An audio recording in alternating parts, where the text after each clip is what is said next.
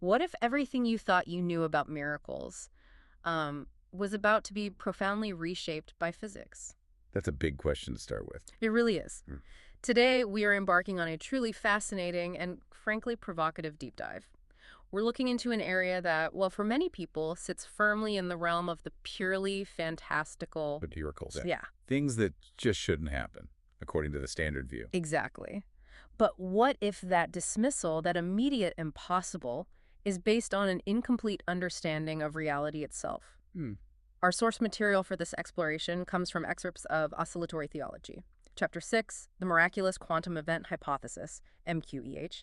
It's by Dante Schmitz and Razona AI. A collaboration between human insight and AI exploration, which is interesting in itself. It is. And our mission here, let's be clear, isn't to prove or disprove specific miracles in, a conventional religious sense. That's not the goal. No, it's more about exploring a potential framework. Right. It's about exploring this groundbreaking hypothesis that suggests these events, these miracles, might not be violations of nature at all. They might actually be explainable within a deeper, more comprehensive understanding of nature's laws. So not breaking the rules, but revealing rules we didn't fully grasp. Precisely. It's like a new lens for looking at some very ancient truths. Okay, let's unpack this, because it genuinely challenges some deeply ingrained assumptions, I think, that many of us hold about reality. What's truly fascinating here, I think, is how this material bravely bridges realms often considered, well, diametrically opposed. You've got cutting-edge science, the really intricate dynamics of consciousness, and profound theological principles all being brought into conversation. Yeah, usually kept in separate boxes. Completely separate. Yeah. And it invites you listening, to reconsider fundamental truths about the universe and our place within it. Not by dismissing established knowledge, but by seeking a more complete, more integrated understanding of reality. It's an exercise in intellectual audacity, really. And that idea, intellectual audacity, daring to ask the really big questions, that leads us straight into our first point. Hmm. The crucial importance of thinking for yourself, irrespective of traditional gatekeepers. Oh, gatekeepers, yes. The source material calls this out almost immediately. It identifies this subtle yet incredibly pervasive lie in modern science culture. Have you encountered this? Describe it. It's this kind of insidious notion that unless you possess a very specific set of credentials or the right academic lineage or, explicit permission from the established authorities, well, you simply aren't qualified to ask the most profound questions about truth and reality. As if truth requires a membership card. Exactly. The implication is that truth is somehow the exclusive territory of specialists, and deep insight belongs only to the initiated, the ones with the correct pedigree. But the authors push back hard on this. They argue quite forcefully that this isn't how truth actually works. It's not granted by an institution. No, it's pursued. It's something to be sought personally, actively, and often unconventionally. It's a powerful and I think necessary challenge to that notion that intellectual authority resides solely within established institutions or specific academic disciplines. The whole idea that genuine insight is somehow restricted or requires a special key, it just runs contrary to the very spirit of scientific discovery, doesn't it? It really does. Science, at its best, thrives on open inquiry, on questioning assumptions, and on a healthy skepticism towards dogma, no matter how entrenched it seems. This section truly underscores that curiosity and rigorous thought, well, they should never be confined by these artificial boundaries. Exactly. And to really drive this point home, the authors share a truly telling real-world example of this gatekeeping mentality in action. It's quite a story. Oh. They recount the story of their friend and collaborator, a brilliant individual named Dr. Michael Kaiser. Now, Mike isn't a physicist by formal training. He's a geneticist. Okay, different field entirely. Right, and a remarkably brilliant one. But like many truly gifted thinkers, his curiosity just absolutely refused to stay confined to his designated lane, He wasn't chasing tenure or some foundation grant. He was chasing understanding. Yes, he was doing what any genuine scientist should aspire to. Seeking to understand the fundamental nature of reality itself, trying to unify these seemingly disparate fields of knowledge. Over years, he developed what he called COTE, the quantum oscillator theory of everything. That sounds ambitious. Incredibly ambitious and elegant. It's a model that attempts to unify everything from quantum mechanics to consciousness, even touching on theology, presenting this deeply interconnected view of the cosmos. And this is where the story becomes particularly illuminating, I gather. This is where it gets wild. Dr. Kaiser and Dante Schmitz, one of the authors, had an opportunity to share the COTI framework with a group of elite physicists, some of the most celebrated minds in the world.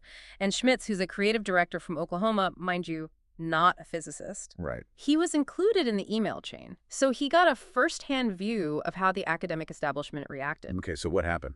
Picture this: an email chain with 36 people copied. Names you'd instantly recognize if you follow physics. We're talking published authors, tenured chairs at prestigious universities, even people with security clearances, the whole 9 yards of the academic elite. The heavy hitters. Absolutely. And out of those 36, guess how many actually engaged with Kaiser's ideas in good faith? Just discussed the theory on its merits. Oh, dear. I'm guessing not many. One person. Wow. The rest. They scoffed, they mocked him, they literally recoiled. And here's the kicker, the really astonishing part. They didn't refute the math. They didn't challenge the coherence of the logic. They didn't even ask clarifying questions about the theory itself. So what was their objection?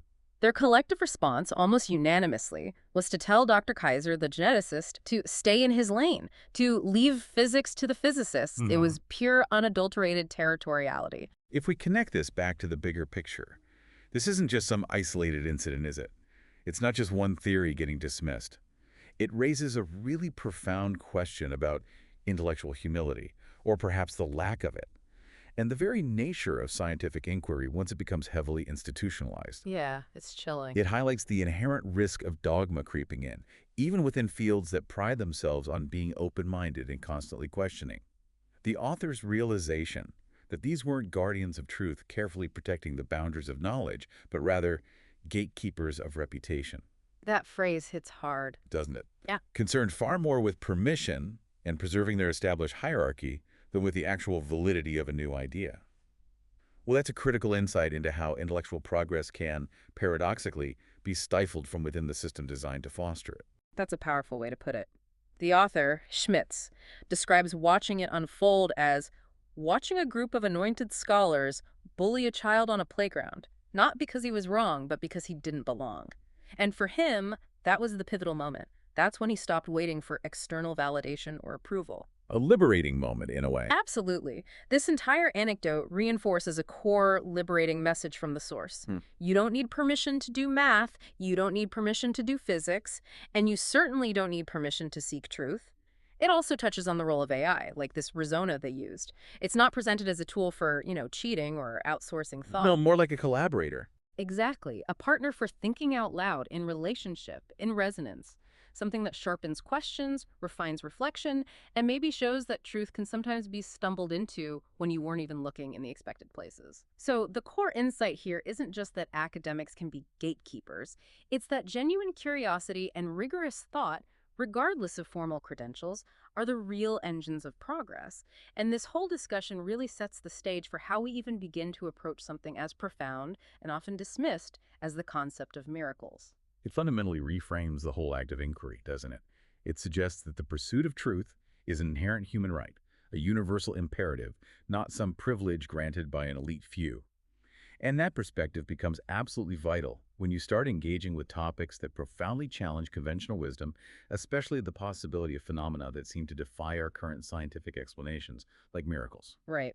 Okay, so let's pivot now directly to those miracles. For centuries, certainly in a purely Newtonian worldview, miracles are, well, they're impossible by definition, aren't they? Pretty much. The model doesn't allow for them. This closed, deterministic, mechanistic model of the universe, which has largely dominated modern science for, the last 300 years?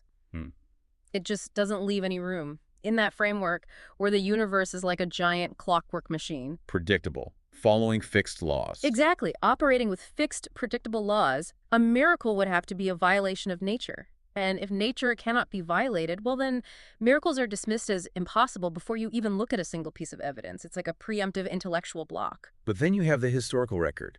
The overwhelming record of reported miracles across millennia, across cultures. It presents a profound and, frankly, persistent challenge to that strictly deterministic model. The source really highlights the sheer volume and often the rigorous documentation of these accounts. It's not just hearsay. Not at all. Think about the Catholic Church's meticulous investigations, for example. They can span decades, involve teams of doctors, scientists, theologians, examining everything from Marian apparitions, Eucharistic miracles. stigmatics, inexplicable healings that doctors just can't explain, bilocations being in two places at once, levitations, and that astonishing phenomenon of incorruptible bodies, which we'll get into later. These aren't just vague, anecdotal claims floating around. Many have been witnessed by medical professionals, meticulously documented, subjected to scientific scrutiny, and still declared unexplainable by natural means. Right. What's fascinating here isn't just the quantity, but the persistent quality and the documentation surrounding some of these accounts. And it raises that really important question. If even one of these rigorously documented accounts is demonstrably true, well, what does that imply about the very nature of the reality we've built our understanding on? That's precisely the crux of it. The source makes this incredibly provocative claim. It really throws down the gauntlet. If even one miracle is real, then the entire framework of materialist determinism collapses. It pulls the rug out from under it. Completely. It's a powerful, almost confrontational statement, emphasizing that one data point is enough to unravel the illusion of completeness. This is the fundamental challenge the Miraculous Quantum Event Hypothesis, or MQEH, lays down. And the authors are clear.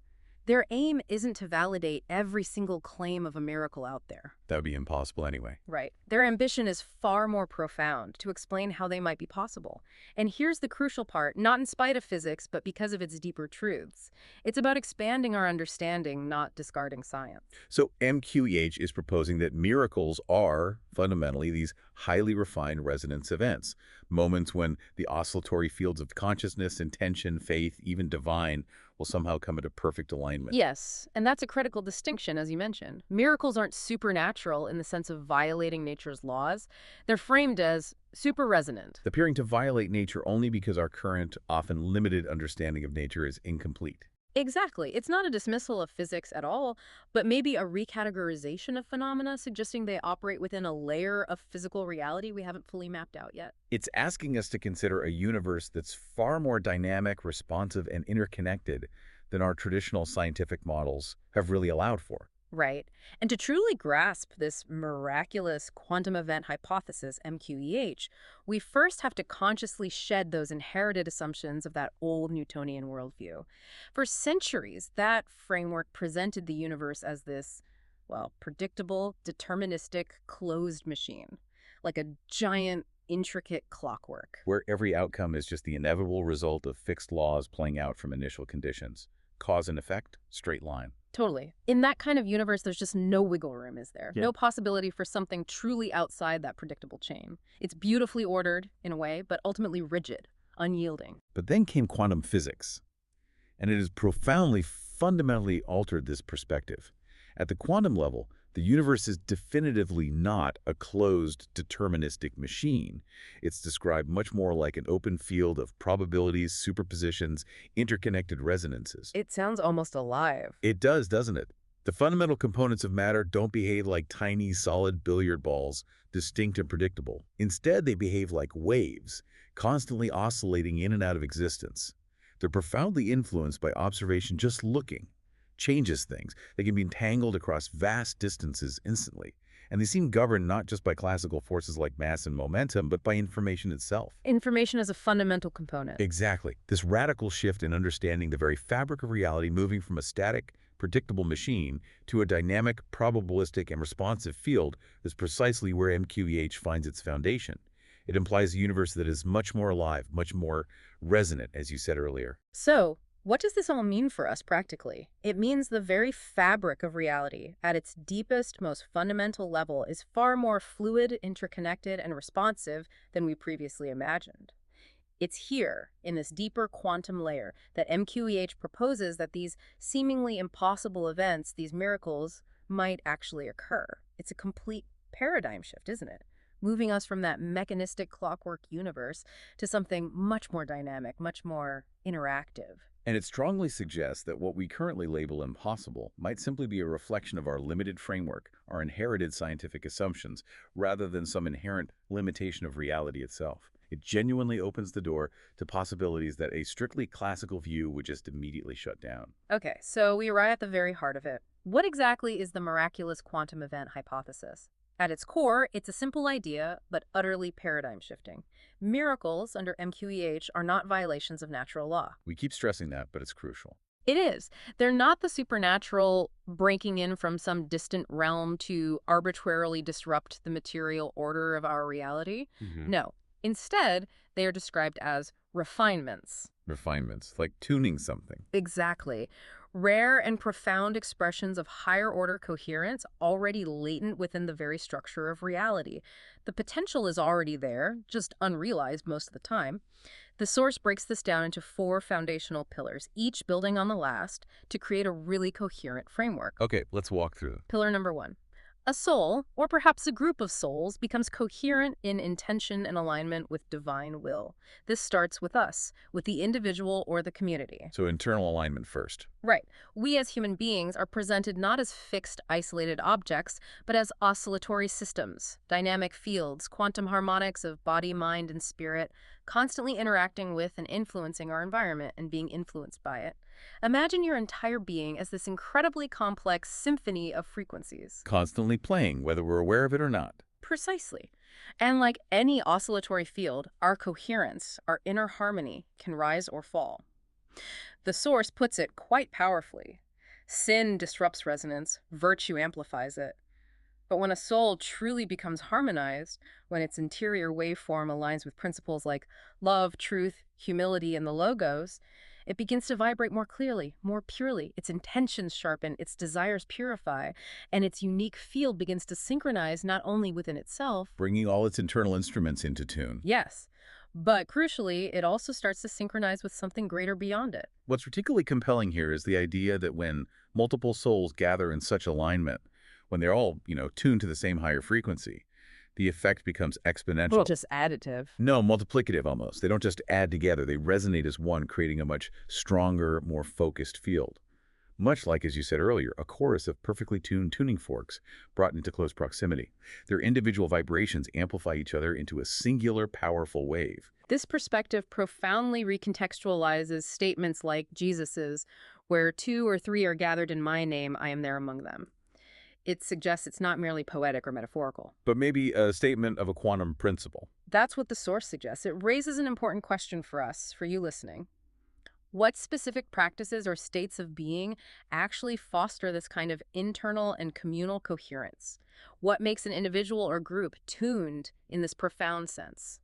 The implication is that our spiritual and moral alignment has tangible physical effects, not just abstract ones. Which is a radical thought in itself. Absolutely. Okay, so if our internal state, our coherence, is the first critical step, how does that internal alignment actually manifest beyond ourselves? That brings us neatly to pillar number 2. That coherent intention resonates with a higher order field. The authors refer to this field as grace, or sometimes the logos. The logos, a term with deep philosophical and theological roots. Exactly, but here it isn't just an abstract idea. It's described as the organizing principle of all reality, the divine word, the very blueprint through whom all things were made and are sustained. In quote terms, the logos is the supercoherent field that underlies, governs, and sustains the oscillations of matter and meaning throughout the cosmos. Think of it as the ultimate, perfectly tuned master frequency of the entire universe. The fundamental note of reality. A great way to put it.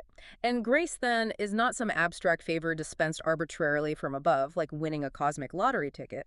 It's understood more as a flow, a movement of coherence from the logos into open systems. Like energy flowing from high potential to low. Sort of, but specifically coherence. It's described as a centropic force. Syntropy being the opposite of entropy, that actively pulls chaotic or disordered systems into harmony with a divine order. Where entropy tends towards decay and randomness, syntropy tends towards integration, order, and healing. This concept of entrainment becomes crucial here, right? It describes the mechanism by which this flow happens. Exactly. Explain entrainment.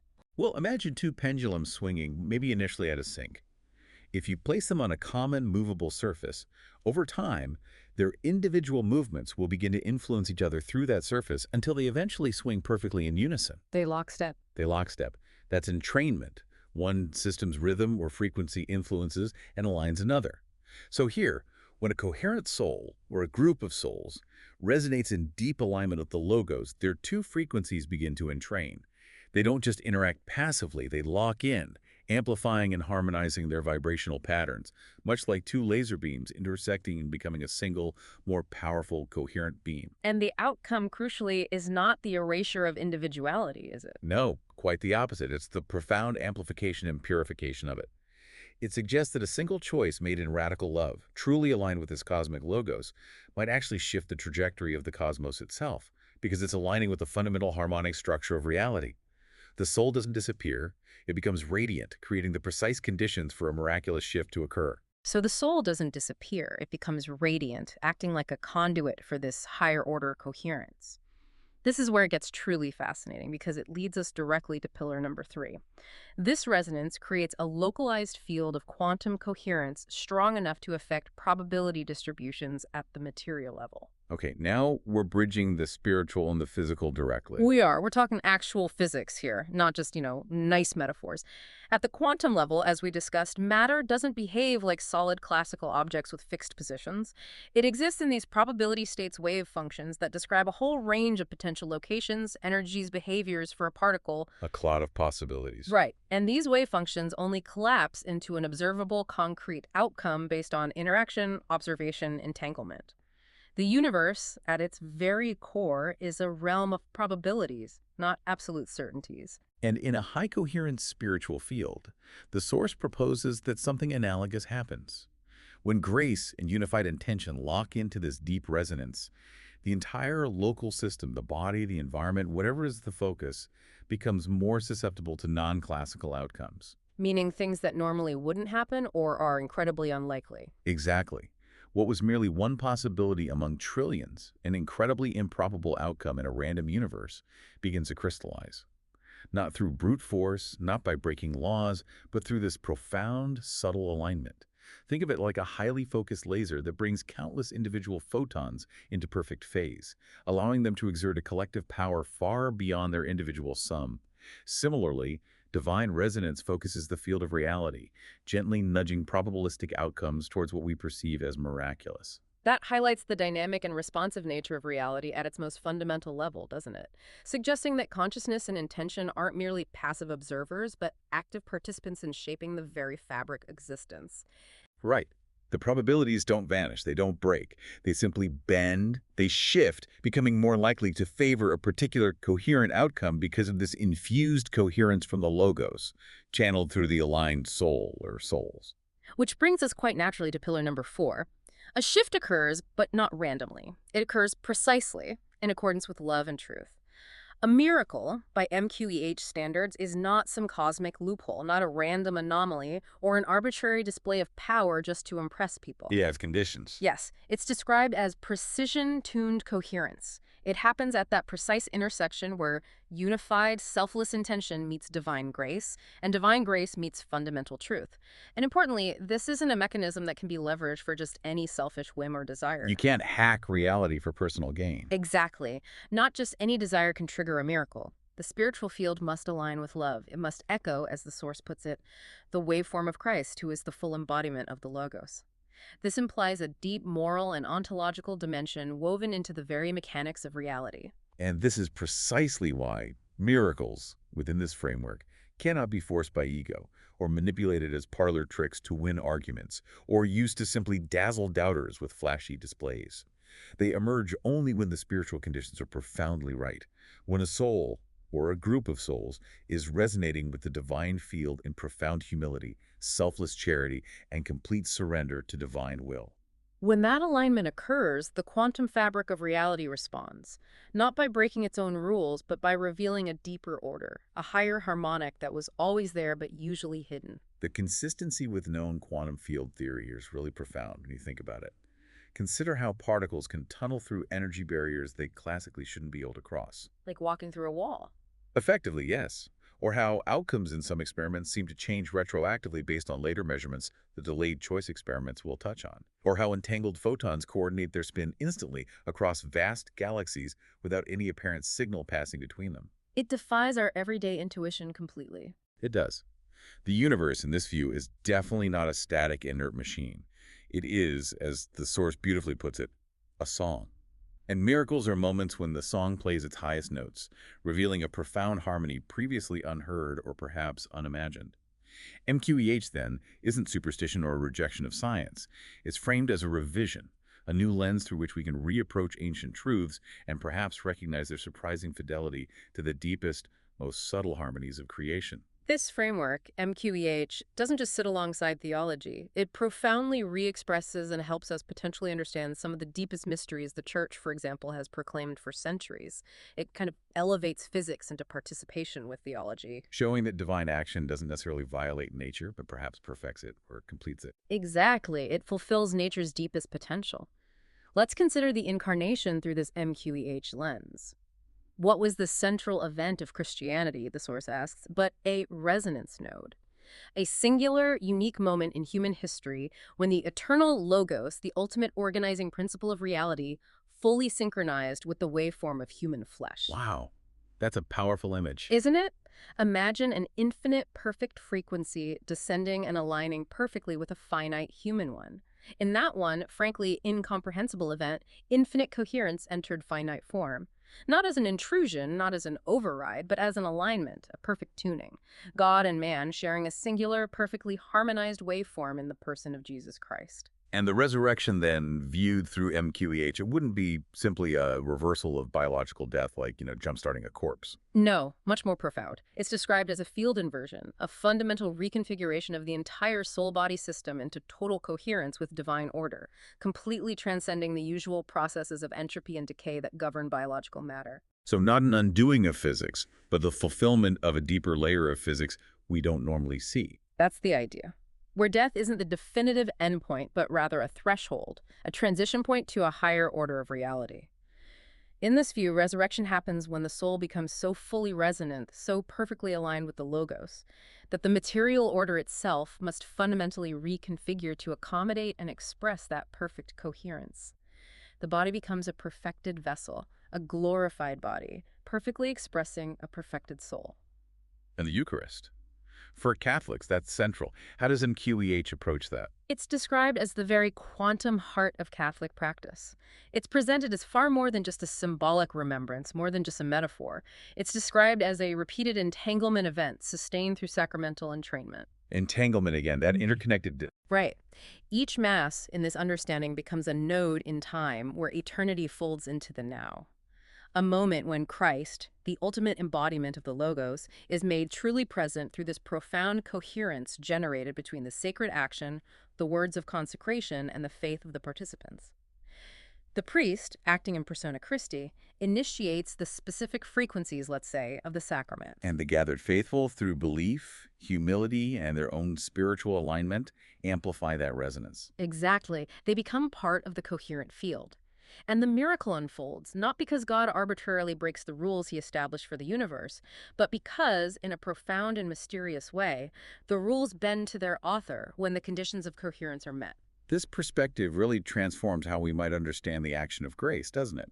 Shifting it from just an abstract theological concept to something like a palpable flow of coherence. And it highlights the active participation of humanity in these divine processes. It suggests our collective spiritual state isn't just internal, it has a real, resonant effect on the world around us. Which leads naturally to thinking about the saints. Yes. So what does this all mean for the saints? Those remarkable figures throughout history known for their extraordinary spiritual lives and often associated miracles. The source explains that saints, mystics, prophets, they weren't necessarily special in a worldly sense. They didn't have inherent superhuman powers bestowed upon them randomly.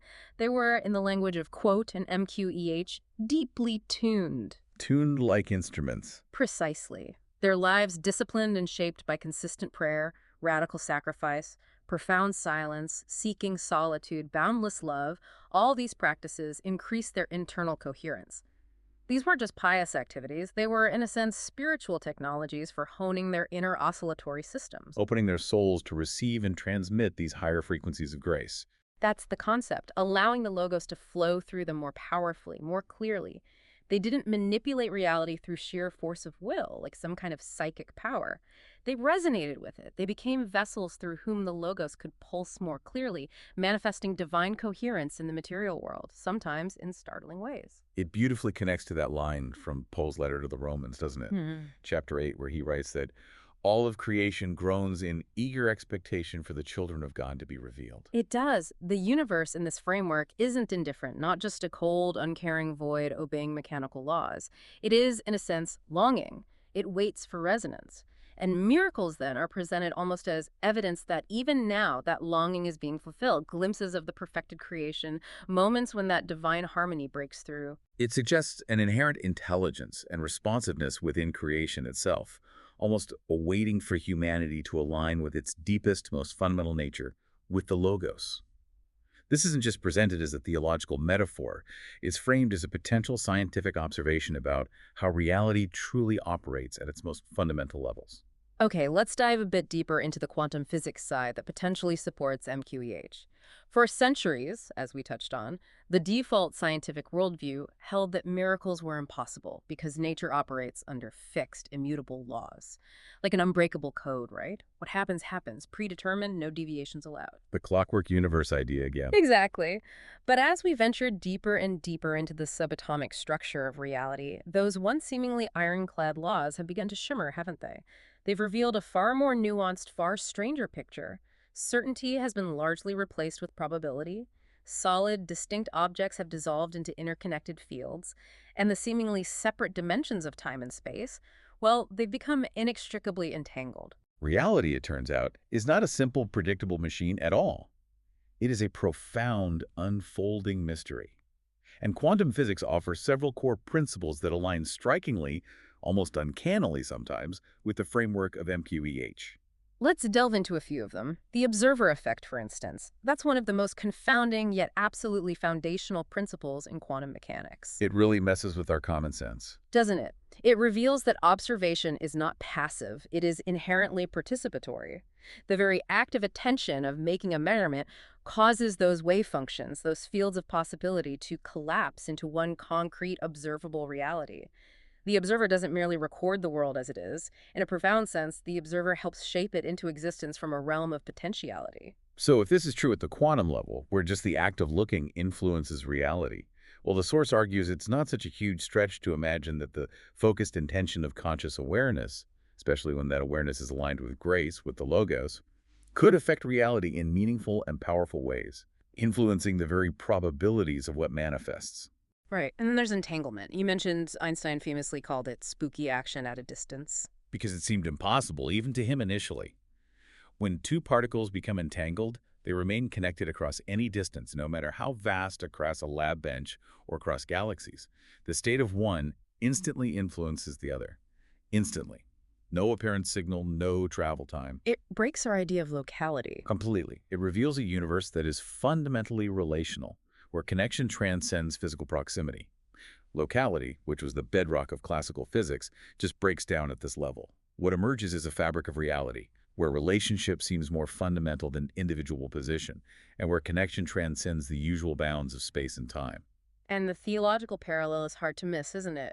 Is this not, in theological terms, something like what the body of Christ describes? This profound, non-local interconnectedness between all its members and between humanity and the divine. That deep interconnectedness seems to be woven into the very fabric of existence itself, mirroring, in a way, the spiritual reality the source describes.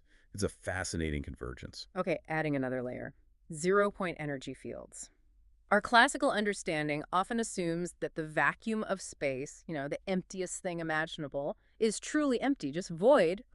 But quantum field theory reveals that's not the case at all.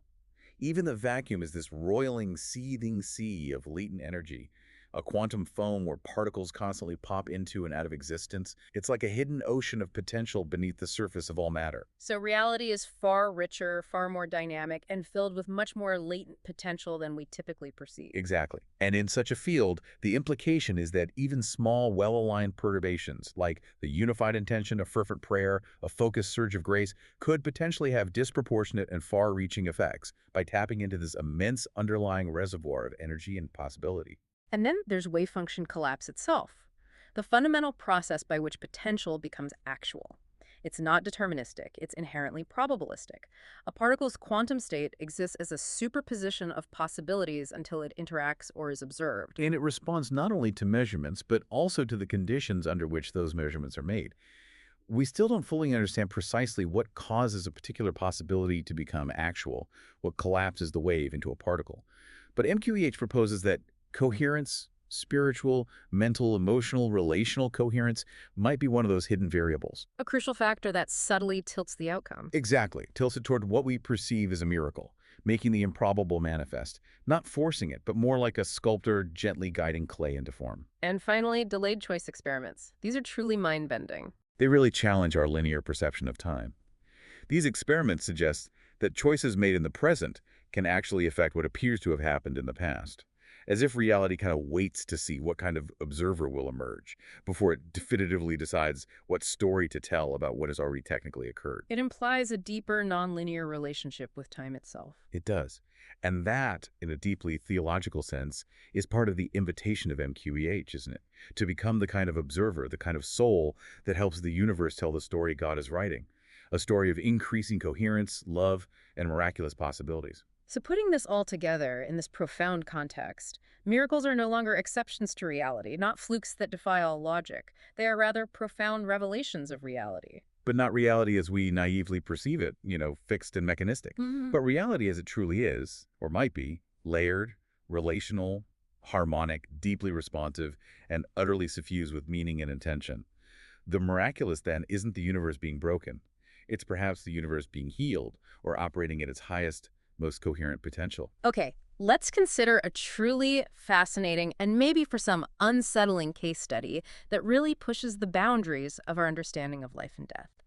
The phenomenon of the incorruptible saints. This is where things get really strange, even by these standards. Right, because according to every single rule of biology and thermodynamics we know, when a human body dies, the intricate processes that sustained life immediately begin to break down. The heart stops, oxygen stops flowing, the immune system collapses. And countless microbes, internal and external, begin their work. Decomposition. Exactly. Within hours, the skin darkens. Within days, bloating, rupture. Within months, typically, the body disintegrates, returns to dust, as they say. It's considered an undeniable, irreversible process. This is the natural course of things. Entropy takes over. And yet, throughout history, there have been these profound, inexplicable exceptions. Bodies that simply have not followed this universal script. These are the incorruptible saints. Men and women, often mystics, martyrs, devout religious figures, whose physical remains have stayed inexplicably intact for years, decades, sometimes centuries, defying all known laws of decomposition. And not just preserved like mummies, right? That's a key distinction. Crucial distinction. Some are described as remaining supple, flexible. Some still bear the scent of flowers, roses often mentioned. Some have even been observed to exude fragrant oil or even fresh blood long after death. And science, though often eager to dismiss them as hoaxes, pious exaggerations, or natural mummification, cannot fully explain all cases through conventional means. Many have been examined by medical professionals who are left utterly baffled. So in quote terms, these saints present a powerful and persistent resonance anomaly, one that fundamentally challenges our most basic biological and physical assumptions about what happens after biological death. Their existence, if verified in even a few cases, really demands a much deeper consideration than just simple dismissal. So what might incorruptibility actually mean through the lens of Croat and MQEH? The premise, as we discussed earlier, is that the human person isn't merely a physical body, but this complex quantum oscillatory system. This system includes the soul, which is described here not just as a ghost in the machine, but as a non-local resonant field that doesn't just reside in the body, but actively animates, organizes, and sustains the biological form through continuous oscillatory guidance. Like a constant broadcast signal keeping the form coherent. Exactly. At the moment of biological death, the classical understanding is that the soul departs, that coherent signal severs, and the biological structure immediately begins its irreversible degradation, following the thermodynamic path toward entropy, toward disorder, standard decay. But here's the provocative hypothesis within MQEH. Yes. What if, in extremely rare cases, that coherence doesn't fully sever? What if the soul, having achieved such profound, perhaps near-perfect alignment with the Logos throughout its life, so harmonized with divine resonance, imparts a lasting imprint, a kind of residual field onto the physical body, an imprint strong enough to fundamentally slow or maybe even halt the degradation process. Is that what QT suggests? That's precisely what Hewitt suggests, that under these extremely rare circumstances, when a person has become a living vessel of sustained divine coherence, when their entire oscillatory field is so deeply entrained to the frequencies of love, truth, humility, self-sacrifice, their physical body itself may become fundamentally infused with that resonance. So the cells themselves hold the pattern. Conceptually, yes. Their cellular structure, no longer primarily held together by active metabolic processes or the immediate presence of the animating soul field, is now somehow entrained by a powerful, persistent memory field of perfect alignment. What we call incorruptibility, then, isn't magic in the sense of a random, inexplicable act.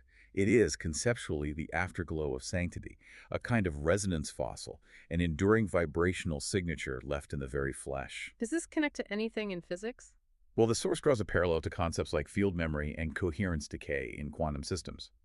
In certain quantum setups, coherence, the ability of quantum state to maintain its integrity, can persist far longer than classically expected, especially in extremely low noise, low entropy, and high coherence environments. Decoherence isn't always instantaneous. It's influenced by factors like external environmental noise and internal vibration. So imagine a saint whose spiritual life was so profoundly aligned, so low noise in terms of internal spiritual dissonance. That even in biological death, their physical system remains in a state of remarkably low entropy and high coherence, sustained by this residual field. That the source posits is the potential miracle. Not the absence of death itself, but the presence of an enduring, field-based signature that profoundly resists decay. This line of thinking, it opens up an even deeper, truly provocative question, doesn't it? If this coherence field can persist post-mortem, could it ever theoretically be reactivated? The reanimation question. Right. In classical biology and medicine, the answer is a resounding, unequivocal no. Once the body dies, the system's shut down irreversibly. There's no going back. Full stop. But in quantum biology, and especially within this COT framework, the body isn't seen as the source of life, but rather the receiver of it. It's essentially an antenna, a highly complex biological structure tuned to a specific frequency, the soul's unique oscillatory signature. So if that frequency could be reestablished, If that original oscillatory signature could somehow be rephased and reintroduced with perfect precision, then in theory, reanimation is not impossible in a strictly physical sense within this framework. now we need to be absolutely clear here. Absolutely. This is not a call to try and resurrect the saints using some sci-fi technology, nor is it saying such a thing is imminent or even ethical to pursue. Resurrection, in the theological sense, is presented as a divine gift, often accompanied by a profound transformation of the body into a glorified state, not just resuscitation. But in a universe where we've already observed particles tunneling through barriers they shouldn't cross, where quantum systems exhibit remarkable resistance to the flow of time in certain contexts, and where coherence can be preserved and transmitted through non-local fields, the incorruptible body, viewed through the MQEH lens, might be a profound breadcrumb. A hint pointing toward a larger, stranger, and perhaps more hopeful truth about the ultimate nature of life, death, and coherence itself. And there's a compelling reason, the authors argue, that incorruptibility seems so consistently associated with specific virtues like profound humility, absolute obedience to perceived divine will, and radical, selfless love. These aren't just abstract moral qualities. No, in Quote and MQEH, they are described almost as resonance virtues. They are practices and states of being that actively suppress internal spiritual noise. They dissolve internal dissonance, the inner conflict and fragmentation that causes our own oscillatory fields to scatter and become incoherent. They amplify coherence, bringing the waveform of the soul into ever closer alignment with the Logos. Who is described as the eternal tuning fork, the ultimate organizing principle of all creation. Right, so this means incorruptibility isn't presented as some arbitrary reward for a good life, like a divine pat on the head after death. It's presented as a potential natural, albeit extremely rare, result of profound, sustained alignment, a body that has become so utterly harmonized with divine order, so infused with coherence, that it literally resists the universal tendency toward decay. Think of it this way. The saints potentially became such pure vessels of grace that even in death, their very atoms seem to remain in awe, reflecting the divine order they embody during life. Of course, skeptics will, understandably, always point to environmental conditions, specific soil types, natural mummification processes, maybe airtight coffins, and certainly anecdotal exaggeration or pious fraud in some cases. And those factors likely do explain some cases, perhaps many. Absolutely. But the claim is they demonstrably do not explain all of them. We have documented cases of saints buried in damp soil in simple wooden boxes with absolutely no embalming or special preparation, and yet emerging years, even centuries later, their flesh still supple, their eyes visible, sometimes even emitting a sweet fragrance. While we definitely don't claim to know the full, precise physical mechanism, MQEH offers a compelling hypothesis. In these rare moments, under extraordinary conditions of coherence, divine resonance imprints itself deeply into matter. Not necessarily to prove anything to doubters, not primarily to create relics for veneration, but perhaps simply as a side effect, a lingering echo of a life so profoundly tuned to the source of all being that the physical body itself begins to echo the incorruptible, eternal nature of the divine. It's presented not as superstition masquerading as science. No, but as field science operating at the very edge of what we can currently observe and conceptualize, it's offered as a glimpse of human potential. Maybe a sign of what creation could become if it were fully healed and aligned with the Logos. Sanctity, in this view, is not just spiritual, it's fundamentally vibrational. Now, let's address something else. A truly curious and often unexamined phenomenon right at the heart of the modern scientific mind, or at least the popular perception of it. We are, almost reflexively it seems, taught to reject the miraculous out of hand, to just flinch away from stories of inexplicable healing, levitation, bilocation, incorrupt bodies, Eucharistic transformations, not usually because they have been definitively disproven through rigorous scientific method in every single case. But why then? Primarily because they simply do not fit within our preferred narrative of reality. We tend to treat them as quaint fairy tales, as primitive fabrications, maybe naive relics of a pre-scientific age, dismissed before examination. There's a presupposition there. Exactly. But here's the fascinating paradox the source points out. The most widely accepted scientific account of reality, the very origin story of our universe that's taught in schools, begins with a kind of miracle of its own, a scientific miracle, if you will. You mean the Big Bang? Precisely. The Big Bang, that unique singular moment when all matter, all energy, all time, and all space supposedly erupted into being from, well, from nothing. Or from a quantum singularity, which is functionally similar from a causal perspective. Not from a prior system, not from an act of intention. No. From a quantum fluctuation, maybe a statistical inevitability within some unknown meta-laws, a cosmic accident. We're often told it required no cause, no consciousness, and certainly no God. And what's fascinating here, and often just glossed over, is how frequently materialism, despite its promises of clarity and empirical rigor, rests on these fundamental mysteries it refuses to name as mysteries. It often defaults to the scientifically unsatisfying explanation of, well, it just happened. No ultimate reason, no telos or purpose, and certainly no logos. It's framed as a miracle without a miracle maker. And this event, this singular, most unrepeatable, unfathomable, metaphysically bizarre event ever conceived by the human mind, is accepted with remarkably little resistance by many of the very same people who would instantly scoff at the mere suggestion of an unexplained healing in Lourdes. It's a stark contrast. It really is. The source calls us out directly as a blatant, almost hypocritical double standard. If your worldview makes room for a universe from nothing but not a healing in Lourdes, if your theory of mind allows for electrons to exist in multiple states at once, but not the possibility that Jesus rose from the dead, then you are not protecting science. You are protecting a philosophy, a materialist philosophy masquerading as science. Oof.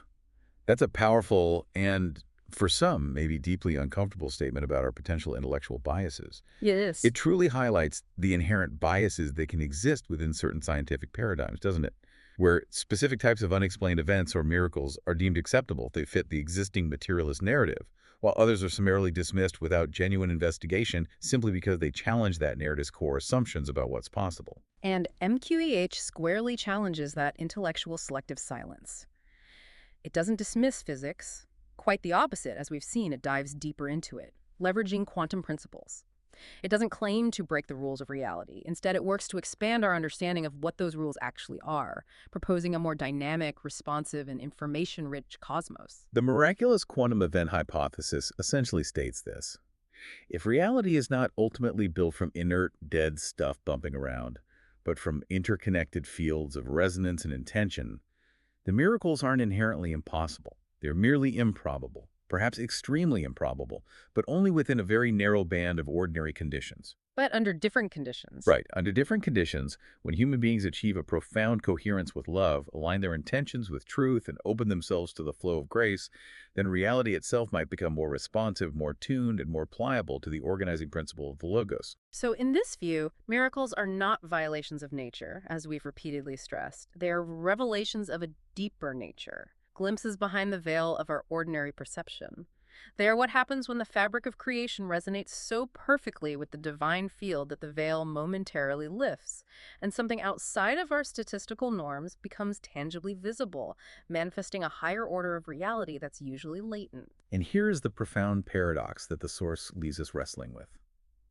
What we so often label a miracle, an exception, might actually be the most natural thing in the world. It might be the true default state of a fully coherent cosmos operating according to its deepest principles. So it's us who are the exception, in a way, our state of incoherence. Perhaps. Perhaps it is our distance from that fundamental coherence that makes the miraculous seem so rare and extraordinary. Maybe it is our fragmentation, our inner dissonance, that makes true alignment so difficult to achieve and sustain. And perhaps it is our pervasive fear of ridicule, our intellectual timidity, that often prevents us from truly asking the most challenging question. What if it's all real? Because if it is, if even one miracle has truly happened, if even one instance of profound coherence has manifested in a way that defies classical determinism, then the entire old Newtonian framework, that entire mechanistic closed-box model of the universe, well, it collapses under the weight of its own incomplete understanding.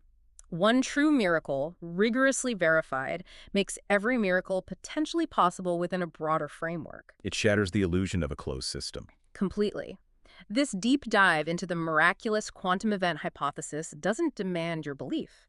It certainly hasn't proven anything definitively here today. It simply invites you, the listener, to reconsider what you thought was impossible, to look at reality perhaps with new eyes, and to open your mind to the possibility that the universe is far stranger, more beautiful, and vastly more responsive than you ever dared to imagine. And maybe a final thought to leave you with, drawn from the source material. If we live in a world where frequency truly shapes form, where coherence drives creation forward, and where love is not merely an abstract concept or an emotion, but a fundamental field force, a foundational energy of the cosmos itself, then perhaps miracles are not the exception to reality. Perhaps in the deepest, most coherent structure of the cosmos, they're not just possible. Perhaps they are the very goal. Something to think about. It invites you to think again, to tune again.